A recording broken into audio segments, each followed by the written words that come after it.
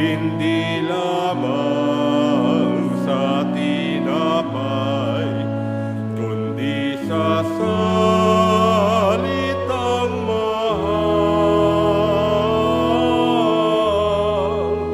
mula sa bibig na banal ng Ama nating may kapal. Nagpupuri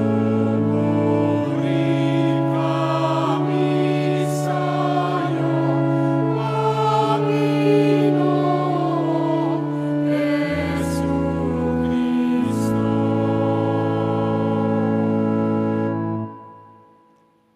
Sumainyo ang Panginoon. Ang mabuting balita ng Panginoon ayon kay San Juan. Papuri sa iyo, Panginoon. Noong panahong iyon, nilibot ni Jesus ang Galilea. Iniwasan niya ang Hudeya sapagkat ibig siyang patayin ng mga Hudyo roon.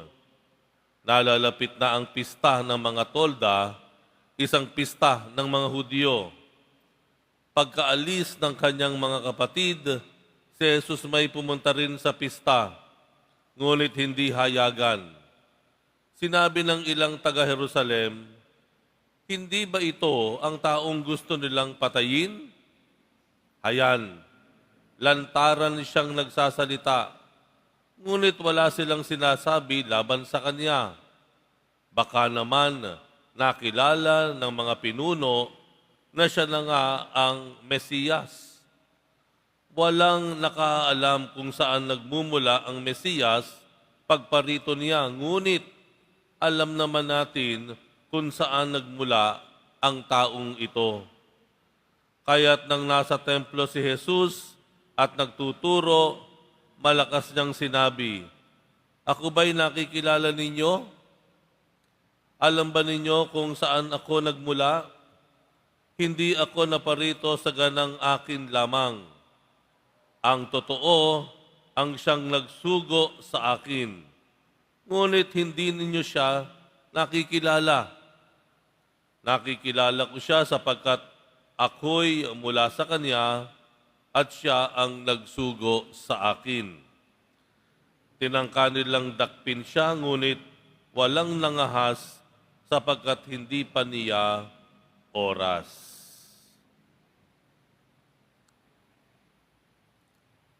Ang mabuting balita ng Panginoon. Pinupuri ka namin, Panginoong Hesukristo. Magsiupo ang lahat.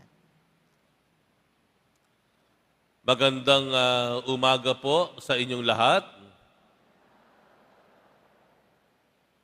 Welcome po sa Basilica Menor at Pambansang Dambana ng ating mahal na pong Jesus Nazareno dito po sa mga nagsisimba sa loob ng Quiapo Church at sa mga kadeboto po natin na nanonood live stream all over the world. Maganda po, simulan natin ang ating pagninilay sa pamamagitan ng pagpapala sa bawat isa. Sabihin po natin sa ating mga katabi, God bless you. Walang uuwi na walang natanggap na blessing. Ayan. Kamusta naman po ang pamasahe natin? Kamusta naman po ang ating mga gasolina o bilihin? Ayan. Paano po ba yan? Ito na ang pagpasok ng summer. Hindi po ba ito yung mga panahon na tayo'y naglalakbay, out of town, mag-outing, magsuswimming.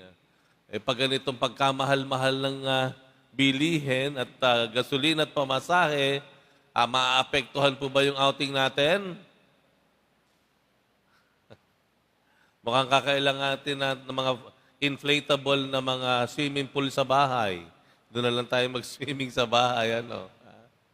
Sabi nga sa kasabihan ng Pilipino, kapag maigsi ang kumot, matutong mamaluktot. Ayan, ano?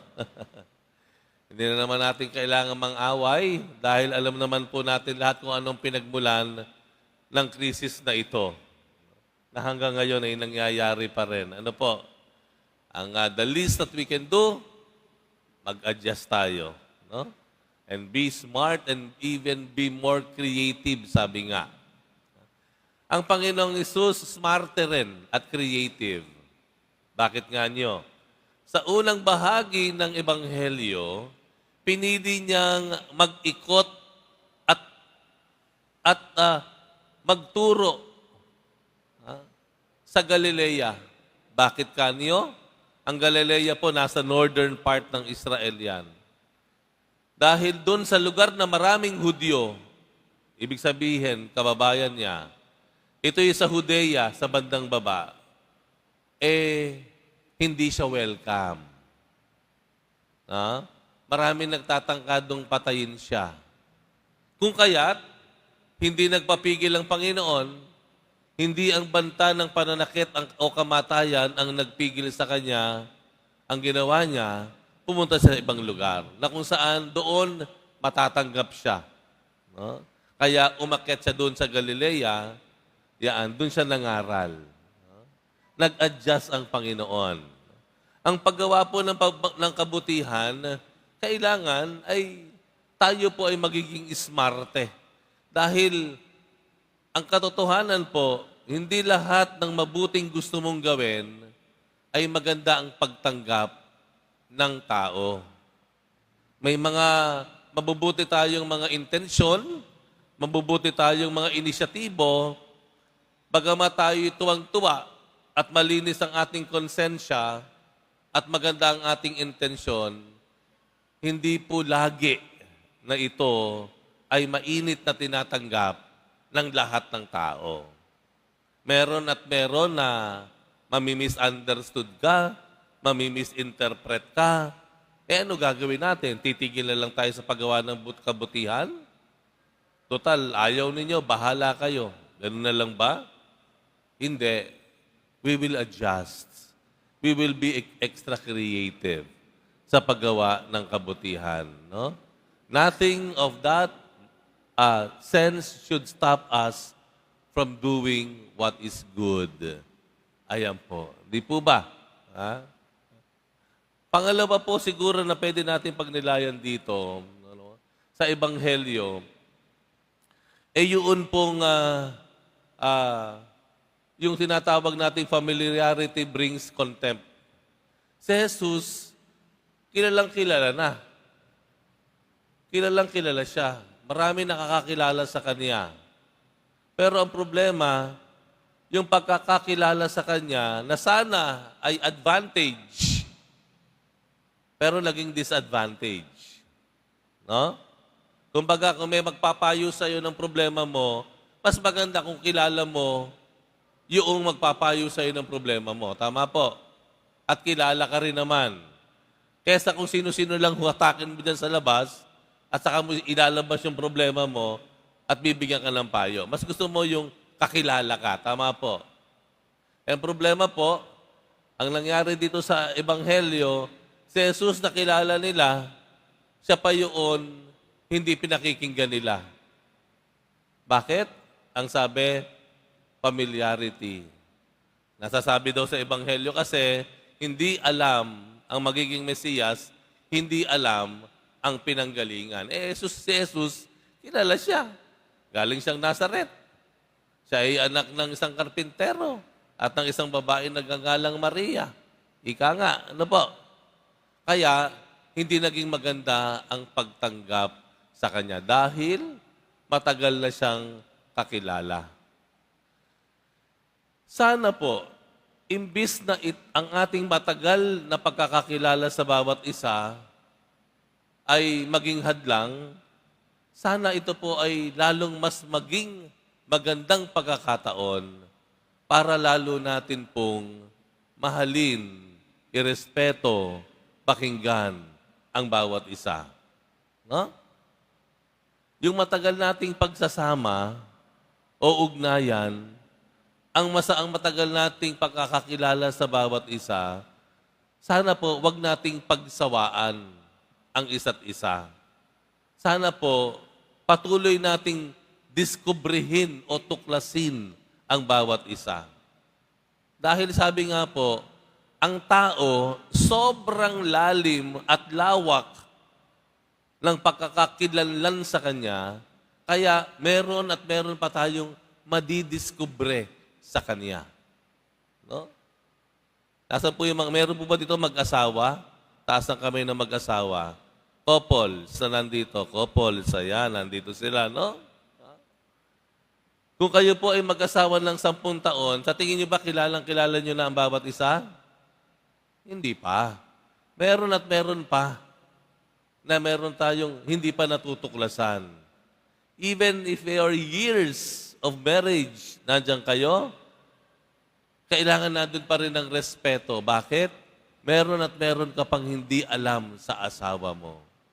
May kaibigan po ako, they are celebrating their 27th anniversary, wedding anniversary, ngayong araw na ito ng Biyernes. Kasama ko sila nung isang araw. Ang tawagan nila sa bawat isa, Darl. Short for, Darling. Yan, ano? Ang tawag nila, Darl. Yes, Darl.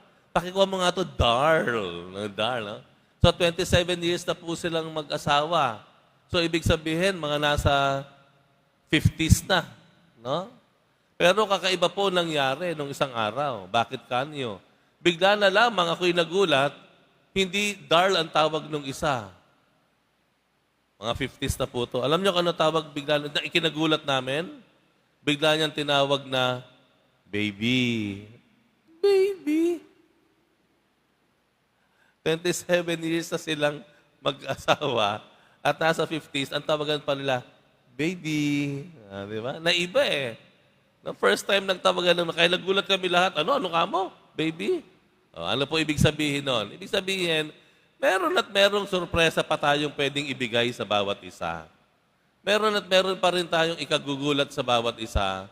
Meron at meron pa rin sorpresa na makukuha tayo sa bawat isa. Na sana, yung matagal nating pagsasama ay hindi pumigil sa atin ng pagbibigay ng respeto sa bawat isa at ito ay lalo pang magpaigting ng ating hangarin na makilala pa, madiskubre pa ang ibang bagay na maganda dun sa tao. Taliwas dun sa nangyari sa Ebanghelyo na kumot kilala nila si Jesus, naging maalat sila o malabnaw at malamig ang kanilang pagtanggap kay Jesus. Sa katunayan, kakailanganin pa nilang patayin si Jesus, saktan at patayin si Jesus. Pero hindi nangyari. Dahil sa bandang huli, ano ang dahilan? Umiwas na nga siya sa Galilea, pumunta na nga sa Judea, pumunta na nga siya sa Galilea, meron pa rin nakakilala sa kanya. Ano nangyari? Hindi nangyari ang plano ng mga gustong manakit sa kanya. Ano ang dahilan? Ano ang dahilan? Sabi sa bandang huli, sapagkat hindi pa niya oras. Sapagkat hindi pa niya oras. Hindi pa niya time. Hindi pa ito ang taktang panahon. Ika nga. No? Ano ibig sabihin po nito?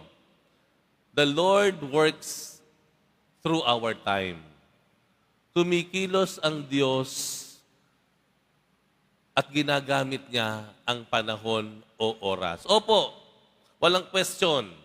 Kilalang kilala tayo ng Panginoon. Siguro tayo, napakalalim ng ating devotion sa Kanya.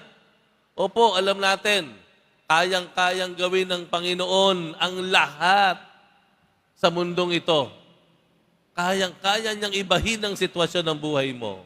Kayang-kaya niyang pagalingin ang iyong dinaramdam. Kaya-kaya niya kayong ipaglapit ng mga taong hindi mo nakasundo. Pero, the Lord works through our time. Ang pagkilos niya, ginagamit niya rin ang oras o panahon. At ito ay pangkaraniwan nating pangkaraniwan nating karanasan. Alam natin ito. Napatunayan na ito ng ating sariling experience na magugulat na lamang tayo minsan ay biglang sinagot ng Panginoon. Ito na siguro ang time. O kaya pag hindi pa sinasagot yung ating kahilingan, hindi pa siguro ito ang panahon. We all understand that. And it will remain true na ang Panginoon, bagamat kaya niyang gawin ang lahat, ginagamit pa rin po niya ang panahon o oras na bumabalot sa atin. Amen.